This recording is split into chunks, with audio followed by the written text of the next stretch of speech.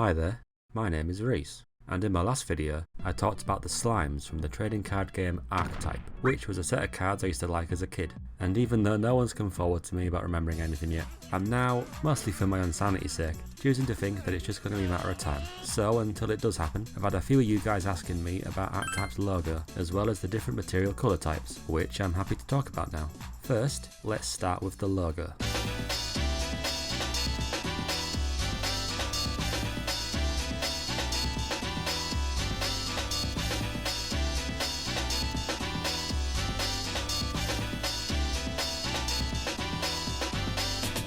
Now, while I've done my best to try and make this look as faithful to what it actually looks like as possible, my memory might be slightly flawed or just wrong, so please bear that in mind. Also, I'm not an artist, so think of this like a rough first attempt at something that looks a lot better normally. The logo features the 5 material colour symbols, surrounding a star with the rune symbol inside. The position of the material symbols matches the elemental pentagrams in alchemy, though the key difference is that black is at the bottom instead of at the top. Now, before I talk about the gameplay focused thematics for all the colours, I'd first like to break down the material symbols themselves. All of what I'm about to explain was explained to me by one of the older kids at my after school club, who used to play Archetype with us back in the day, so if any of this is wrong, you've got a guy I haven't seen in nearly 20 years to blame.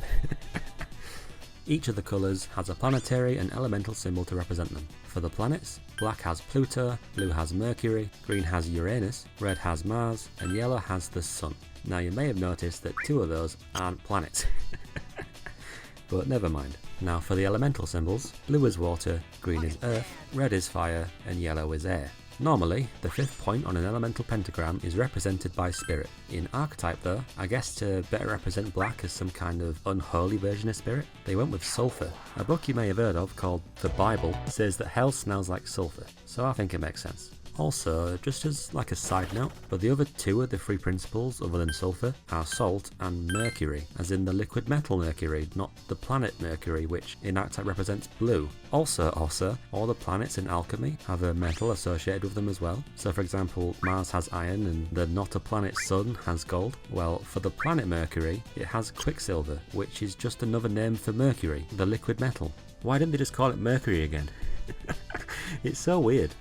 Anyway, now that I've explained all that, let's talk about what each colour is known for gameplay wise. I'll start with black. Black is all about utilising the reserves and void in unique ways that directly benefit the player. Their strategies usually revolve around them both, sometimes seeing a defeat in battle as a positive instead of the negative it usually is. If I sum black up in one word, it'd be revenge. Blue is all about utilising a long-term strategy that involves controlling play and stalling for time, in order to summon high stat, high material cost elements. Blue wants to stop your opponent from doing anything so that they can set up in such a way to do that even more. The 2 words I'd use to sum up blue are patience and calculation. Green is all about scheming a plan to try and trick your opponent into making a mistake. Green likes being unpredictable and forcing opponents to change and adapt the way they play around them. A good green player not only plans ahead, but also has backup plans, just in case the situation changes. If I summed green up in one word, it'd be trickery. Red takes a more direct approach, with lots of high damage and destruction effects. If you aren't attacking during every battle phase, you're probably not playing red correctly. If I summed red up in one word, it'd be violence. Yellow is all about using a large variety of cheap elements and effects that tie nicely together in order to give themselves as much advantage as possible.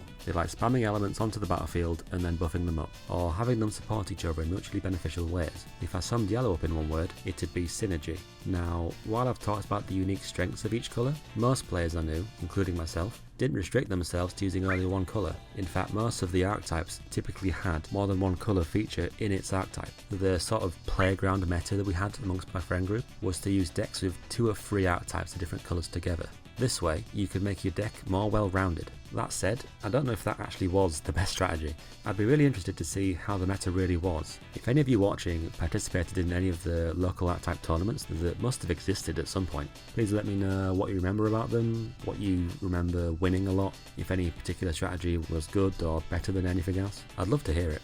I plan on doing a series of 5 videos about 5 different archetypes from the first set of Archetype, Genesis. The 5 archetypes I'd like to cover are the skeletons for black, the merfolk for blue, the goblins for green, the Norse for red, and the dwarves for yellow. Let me know if any of these sound interesting at face value, or, more importantly, if you have any memories of those archetypes yourself. The best place to find me is either in the comments or in my Discord.